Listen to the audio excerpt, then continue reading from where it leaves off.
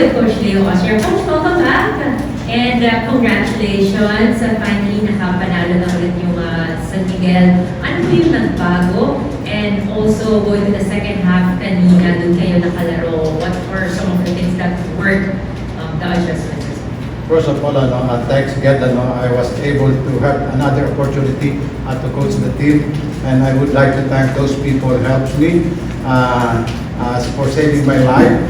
Because at the start of before the start of the season, I mean the conference, I didn't know that I have something wrong with myself, but I'm so thankful. There's so many people trying to help me.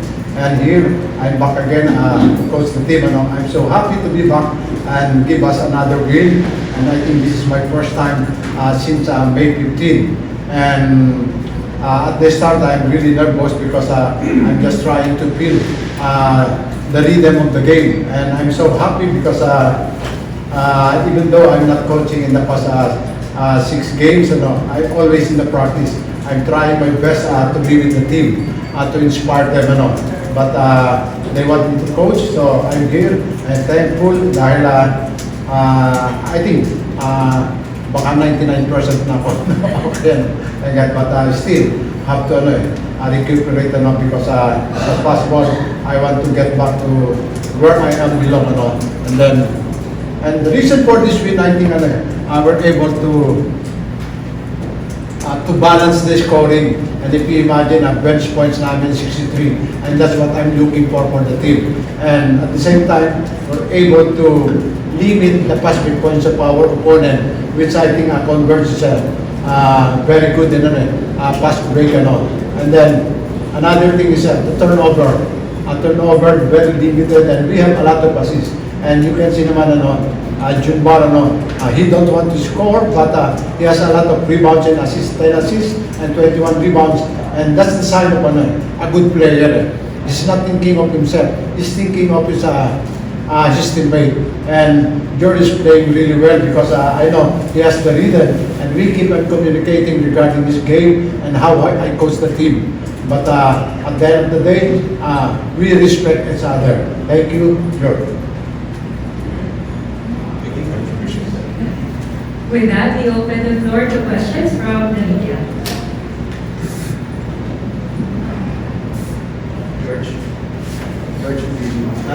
George, Mr. Alfonso's effort to start off on a roll because last time against TNT, I think you struggled with the first half. In tonight's game, I think you went into it already in the first half. Mr. Alfonso's effort to start off strong. Absolutely. I feel like in the last in the games that we've lost, NX and also TNT, we didn't start off well. And credit to those teams, they came out early with aggression and they executed. And ultimately, we didn't match that energy. And so, conversion is a good team. And so, it was important, absolutely, tonight. And I mentioned that to the team before the game, that, hey, let's come out like we're down team. Because even in the losses that we've had, 2 losses that we've had, we've come out late in the second half and we made a run, right? But unfortunately, by then it was too late, right? The deficit was too large for us to come back and come out victorious at the end. So I challenged our team before the game to imagine as if from 10, we're down 10. And so I believe we did a good job. We executed offensively. We got some stops. I think we showed moments defensively where we were really good for Spurs. And I think we have more that we can grow from this game. More to grow from this game, excuse me. So I look forward to next week Saturday. I'm ready. Coach, ang mga masasabi mo sa offensive technique ni Dolo, usually naman ito nagagawa na ito, especially big game to like against the Rivers. Yeah, I think I'm so happy for him. Exploded. I think he scored a lot, 27 points. in the third quarter. I think 27 points na siya. No? But in practice, he's really working hard, especially shooting around for an hour before. And because of his teammate, George and Junmar, okay, so Junmar is attracting a lot of double teaming, and also George, so he was able to get to the right spot, and he was able to, he was recognized by his teammate. That's why most of his shot is an open shot, because of his teammate. Coach, ang last two games nyo before break tayo is Macau and Titan. Ito naman natin ang record nila sa ilalim. So, ang important na bago mag-break, makuha itong dalawang game na to, although natin na sa ilalim sila. That's what we're talking about before this game.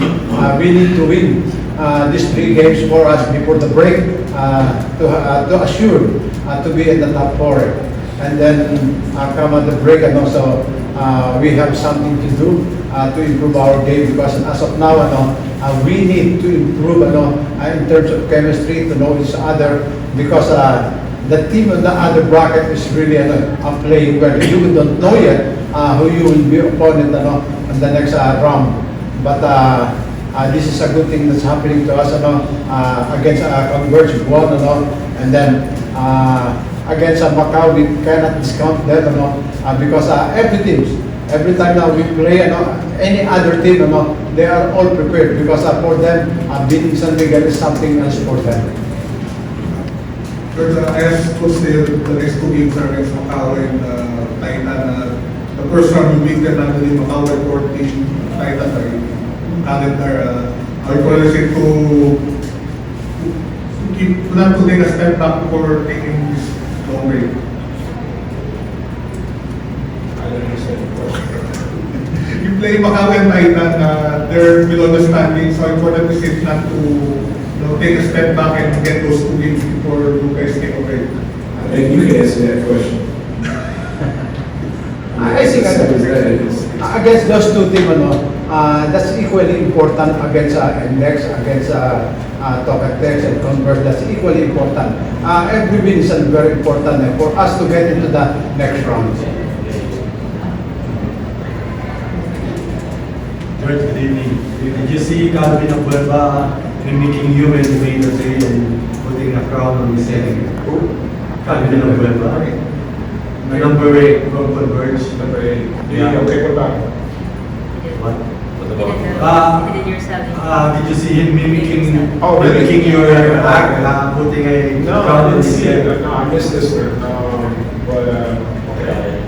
That's good. I think obviously it's this is my celebration. It seems as if though the fans will like it, and a lot of people take a like to it. Run around, walk around the city and things like that. People recognize me sometimes, and every now and again, there's somebody that recognizes me, and they'll do the king sign.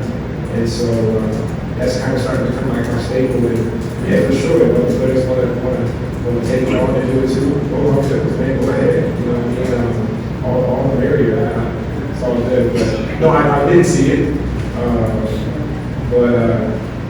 Yeah, that's great. That's great. Kudos to him. That shot was amazing for sure. You're the king of the kings.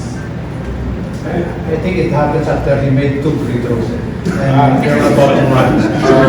He just imitating you. Oh, okay. No, Maybe you're his side. You His side know, of we gotta send invitations for that. You know what I mean? So for me to be in a position where other guys want to recognize what I do on the court and they take it over and prove it themselves, I'm humbled by it. So thank you. And with that, we end our